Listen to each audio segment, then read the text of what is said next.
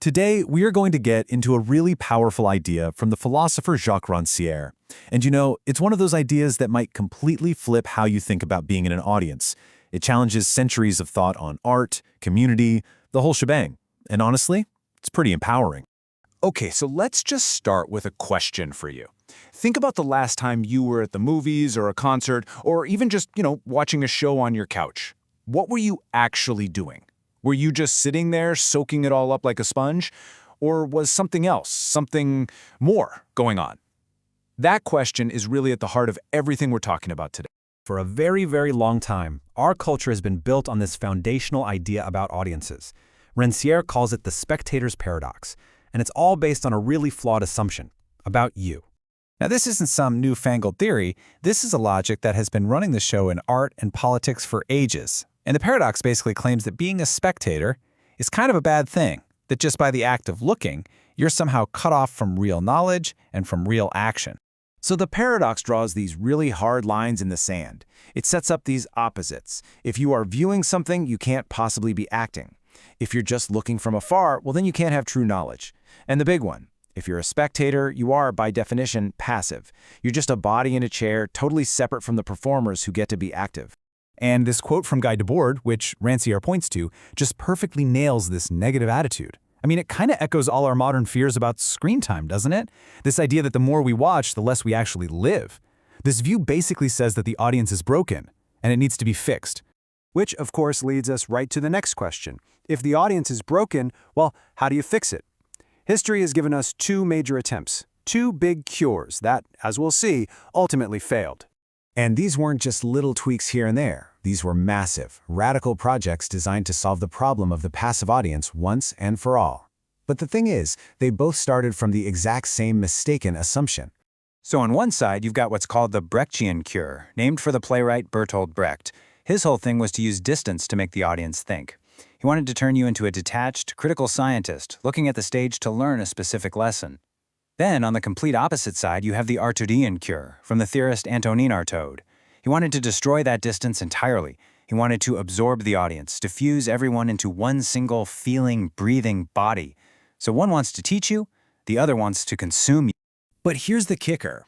Ranciere comes along and says, nope, both of these cures are just different versions of the same problem. He uses this brilliant word for it, stultification. It basically means assuming someone is dumb and needs a teacher, a director, an artist, to give them knowledge or feeling. Both cures treat you, the audience, like an empty bucket that needs to be filled. And this is where Ranciere just flips the whole script. This is his radical and, frankly, super liberating idea. Instead of trying to fix the spectator, what if the spectator was never broken to begin with? At the very core of this is his idea of emancipation. See, for Ranciere, emancipation isn't about a teacher making a student smart. It's about recognizing that everyone already possesses an equal intelligence. It's a power that's already in you. And here it is. This is the big reveal. The spectator doesn't need to be woken up or activated or taught anything because they are already active. That whole paradox, separating seeing from doing, it's a myth. Viewing is a form of acting, period. So think about it. What are you actually doing when you watch something? You're not just passively receiving it. First you observe, right? You take it all in. But then you start to select things, little details that catch your eye or ear. After that, you compare what you're seeing to your own life, to your memories, to other stories you know. And finally, you compose something totally new out of all those pieces, your own unique meaning, your own story, your own poem. And this whole incredible framework comes from Ranciere's book, The Emancipated Spectator, which really just asks us to completely rethink what art and community are all about. You have to listen to this quote, because it says everything. He's saying that spectators are composing their own poem in the same way that actors and directors and performers do. He's literally putting you, the spectator, on the exact same creative level as the artist.